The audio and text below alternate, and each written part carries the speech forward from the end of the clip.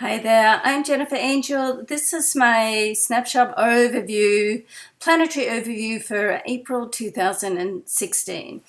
Quite a lot happening in this month. First of all, let's just recap for the end of March. We had Mercury in the sign of Aries, and we had three major aspects with Mercury. Mercury is trining Saturn, square Pluto, and conjunct Uranus. Now, the first week of April, we've got that same lineup, but with the Sun. So to me, it almost seems like what you started and the communications or negotiations or discussions that you started at the end of March can come through and be more solid and fall into place. So you do have also a new moon in that week as well in the sign of Aries, and Venus moves into Aries as well that week.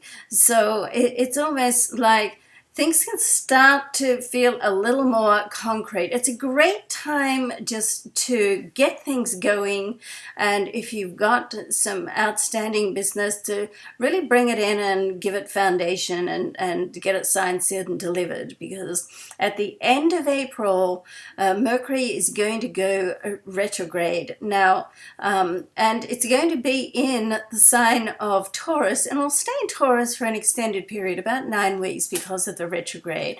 But in Taurus, Mercury in Taurus alone is, it's a slower thinking process. It allows us to get a little more methodical in our thinking, think things through, not be so rash or impulsive as Mercury in Aries, for instance. So in that sense, I like it. I think it's a good thing. But then you put a retrograde on top of that, and it really sort of slows things down. So if you can get some business settled before then, say, I think it's the 28th, yes, the 28th that it goes retrograde. So let's say the first 3 weeks. Because once it goes retrograde, then that's a great time to do all the research, the planning, get things into order, and do all the behind-the-scenes type work. So, look, every aspect sort of helps and serves us in some way, even if it can be somewhat frustrating in the process. Now, there's going to be a lot of retrograde this month. By the time we get to the end of the month, we've got 5 planets in retrograde. So Saturn and Jupiter are already retrograde, and Mars is going to go retrograde on the 17th, Pluto on the 18th, and as we just discussed, Mercury on the 28th. So we're going into a period of reflection and analysis and self-analysis too, because anything that happens with Pluto is always really about self-analysis. So this is a great month. You want to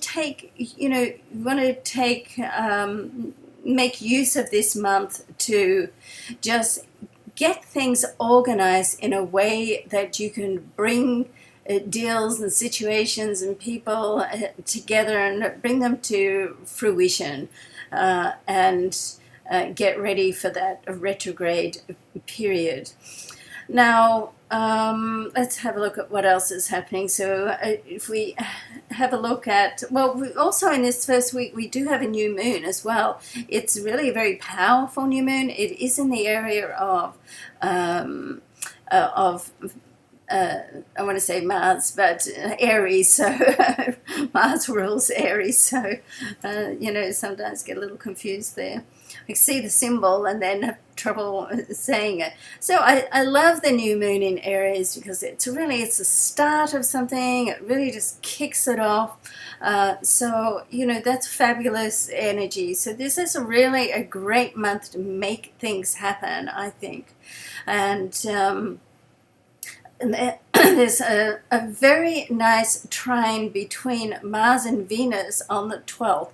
So that's like Mars and Venus together. They're like the love duo.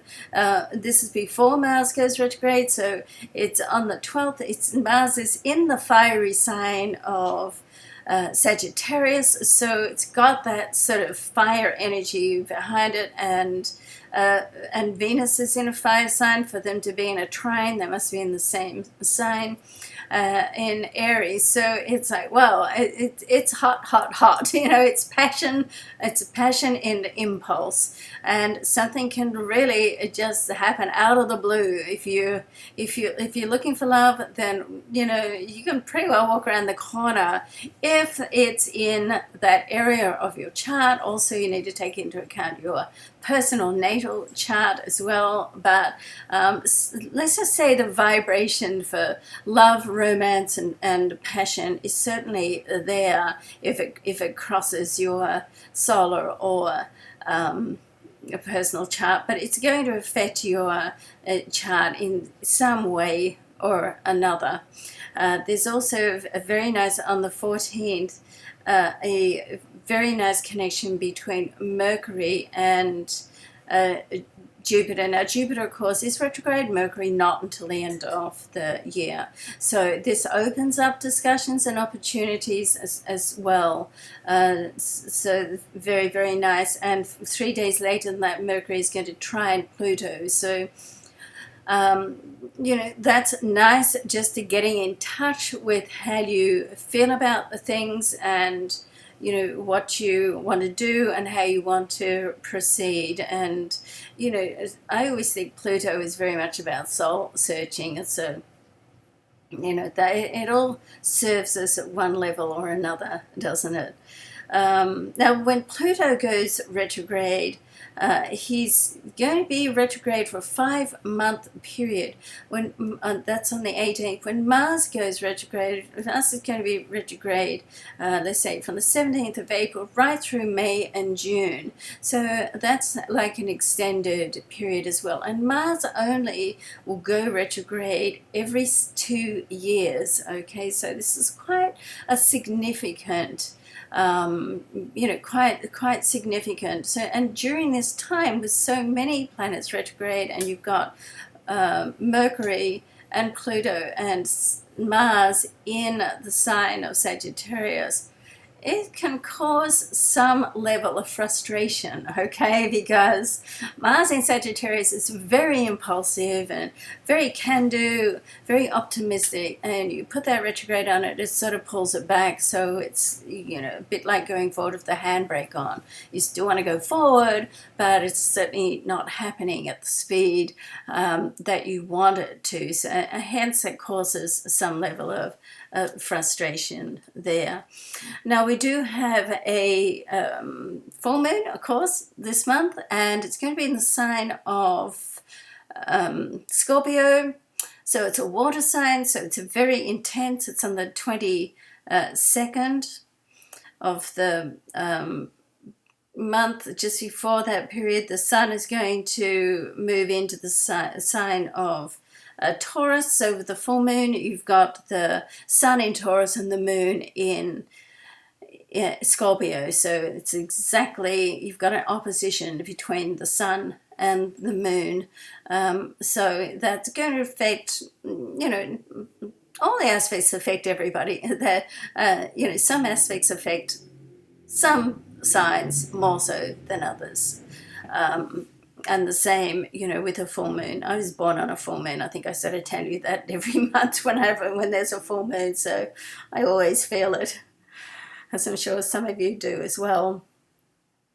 And then right on, I just want to see the date here. I've got down the 22nd, so could be,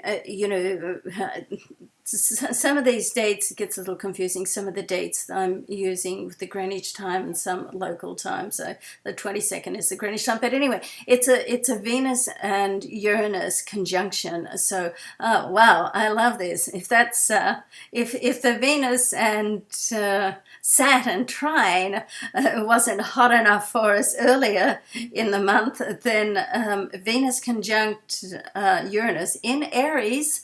So passion, very dynamic. Well, let's wait until we get to that week of my weekly stars to see how that's going to affect each and every one of the signs. But yeah, I like that. I like that a lot. I mean, to be passionate about life is a great thing, and it's a gift if you can be passionate about life, because it means that you're loving what you do, or you're doing what you love. And if we can't always get that, but I think if you don't have that in your life at the moment, try and find something about what you're doing in whatever life area of life it is that you don't feel you have the passion. Try and find something that you feel it serves you in some way, or it's helping lead you to lead you to your life's ideals and goals. It's not easy to find. Sometimes you need to sit down with somebody to help you sort of pull that information out. But failing that, it's great each day just to do a gratitude exercise. I love that. Look, we all get down. I get down too. It's the ebb and flow of life. And so when I get in that state, I have to remind myself that that's my mother always told me, so I'm sure I've told you many times too. Mum used to always say that you'll always find in life someone better off than you or worse off than you. And hey, isn't that the truth? And we just have to look at the news to find that. And so find something every single day that you can be grateful for. Try to do gratitude exercise when you wake up.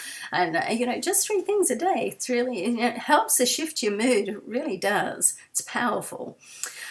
All right, let's move on. We're almost sort of at the end of the month now. Let's see what else is happening. We do have, Venus is going to move right at the end of the month on the 29th. Venus is going to move into Taurus as well. So we like Venus in Taurus. She's home there. It's one of the signs that she rules. So, and Taurus really is about love and money. So, Taurus likes to own things, likes to feel the security of the material, wealth. That second house that Taurus sits in is very much about self-worth as well, feeling worthy of attracting what you want in life. It's a great time to do those exercises, particularly as the day before Mercury just went retrograde. It's a great time to think through things and just be, a little bit more inner thought. I was trying to think of a classier word for that, but you know what I mean. It's about love too, and it can be possessive with love. So, be a little bit careful of that. It's much nicer to compliment people as well, rather than criticize. So they're both C's, so compliment, not criticize. And that certainly builds closer relationships and opens your heart more too, okay, as does the gratitude exercises. All right, well, what a month, okay?